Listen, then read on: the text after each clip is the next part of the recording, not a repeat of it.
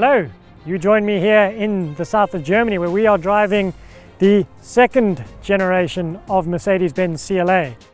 What's new about it? Well, it's an all new car firstly.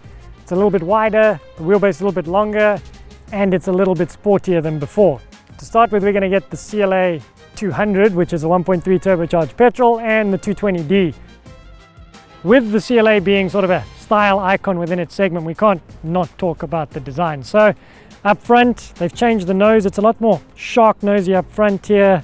There's still the studded grille up the front. This is in an AMG kit, so it looks particularly aggressive. There's the black wheels. Those are 19 inches with 40 profiles. Very nice. Slide along the rear here. It does have 4 doors, and this little bow thing here means that they can call it a coupe 4-door whatnot. But with the wheelbase being a bit longer, a bit more space in the back there for passengers. It's quite nice from a side profile, but then the rear sort of fades off again. It's something that the CLA has always done. The back has been a bit hit and miss in terms of whether you like it or not.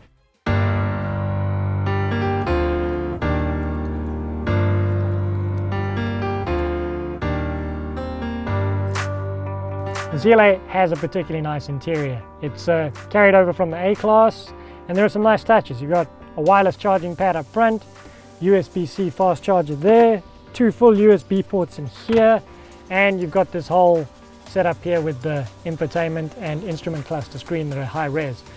It's touch screen, you can scroll that around, or you can control it from here.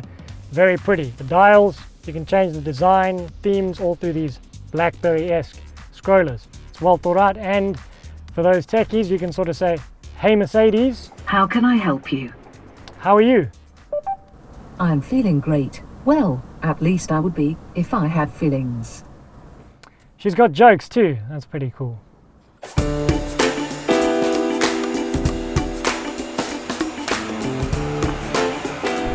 Okay, so you've all heard that autonomous driving is coming, and I'm going to show you a little bit of it in action here, because we don't get this feature in South Africa, but it's a really cool feature where the car will actually change lanes for you that way and then back into your lane only by tapping the indicator. So what I'm going to do here, and I hope that it works, is put the cruise control on to about, what's this, 86 k's an hour.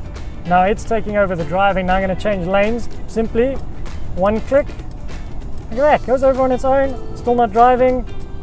Puts me back in the lane, keeps me at that speed, and if I want to go back into that lane, indicate. Now we've braked, we've gone into the lane, and it carries on its own. So we don't get that feature because our lane markings are horrible in South Africa, so Mercedes doesn't deem that as something it can viably use in South Africa. So a nice little innovation they've come up with when you're navigating is a little camera that pops up, picks up the lane markings, and then decides which way you should be going. So if you need to change lanes, it directs you across with a little arrow and a camera.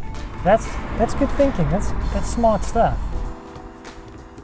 I'm driving the CLA 200. Now hopefully most of you have got to grips with the fact that Merc sells a 1.3 litre turbocharged engine, and it's actually really good for a small turbocharged engine. There's lots of sort of mid-range grunt, and the acceleration is good. It's not extremely fast, but it's good enough for those of you who want to get in a Mercedes and have that sort of Mercedes power and feel, but it's not going to blow the lights out in terms of speed. So apart from the obvious styling additions that the CLA has, they've positioned this as the dynamic car within the A-Class chassis range. So they've widened the track a little bit, they've made the wheelbase a little bit longer to sort of give it a dynamic handling, agile feel to it. And obviously you're not really going to get the best out of that with a 1.3 turbo, so you can wait for the CLA 35, which will come, and then the 45 and 45S after that. We're going to get a bit of a feel for that as we head out here into the woods outside of Munich.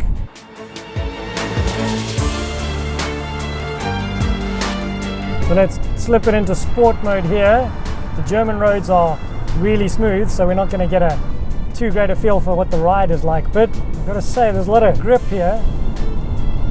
It's a nice front end on this. It's quite firm steering feel to it. The 1.3 maybe probably isn't the one if you want outright performance and handling, but the chassis definitely feels like it can deal with more.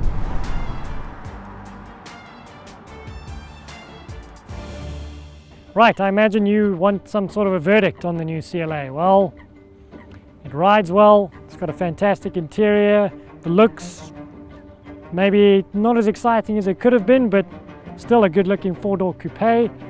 And as far as the performance goes, well, we're not getting the performance models yet, but there is a good chassis underneath here ready to take more power. So that bodes well for 35, 45, 45S. Should be a really good car. Obviously those will come with 4MATIC. We've only tested the front wheel drive 1.3 litre turbo. And inside, great, what a fabulous interior. And if you get lonely, well, hey Mercedes will even tell you a few jokes. Hey Ash. Hey Chero.